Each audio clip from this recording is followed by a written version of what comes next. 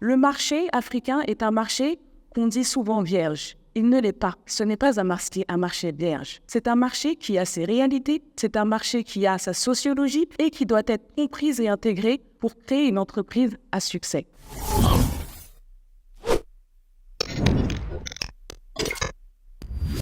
Bonjour, c'est Néné Keita pour la Minute Consulting de Yelema Consulting. Je suis ravie de vous retrouver aujourd'hui pour une Minute Consulting spéciale Diaspora. Aujourd'hui, je veux vous partager quelques conseils à tous ceux qui souhaitent créer ou investir en Afrique et qui ont besoin de quelques conseils clés qui pourront vous aider et vous faciliter cette nouvelle aventure. Le premier conseil, c'est l'humilité. Vous repartez de zéro. Même si vous avez une expérience professionnelle, que vous avez déjà créé des entreprises à succès dans d'autres environnements auparavant, dites-vous que l'environnement africain est un environnement qui est nouveau pour vous, avec ses propres codes, son mode de fonctionnement et ses réalités. Partant de ce constat, partez avec beaucoup d'humilité en vous disant que vous avez certainement de très bons réflexes professionnels qui vont très certainement vous aider à éviter certaines erreurs et à construire les fondations d'une entreprise solide. Mais attention, l'environnement africain des affaires est très différent de celui qu'on pourra retrouver en Europe ou en Amérique du Nord, par exemple. Partez avec cette humilité professionnelle qui va vous permettre de réapprendre, voire même de désapprendre ce que vous savez déjà du monde économique, du monde des affaires, pour vous laisser justement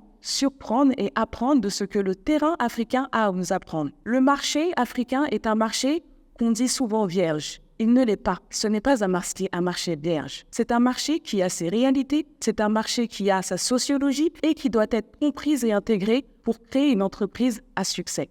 Deuxième conseil, construisez votre réseau par le bas. Aujourd'hui, il ne s'agit plus de construire votre réseau en courant derrière les personnes qui ont des titres ou des rangs haut placés. Ces sièges sont incertains, les contextes politiques sont très instables et ceux qui avaient pu vous ouvrir des portes hier ne seront peut-être plus en mesure de vous ouvrir ces mêmes portes demain. Que faut-il faire? Que faut-il privilégier? Il s'agit plutôt de construire votre réseau avec des personnes ressources qui évoluent dans votre secteur d'activité, dans le domaine dans lequel vous souhaitez créer ou investir et construire votre réseau avec ces personnes qui sauront vous donner des conseils pratico-pratiques pour naviguer dans votre nouvel environnement et vous ouvrir les portes qui, elles, seront plus difficiles à refermer.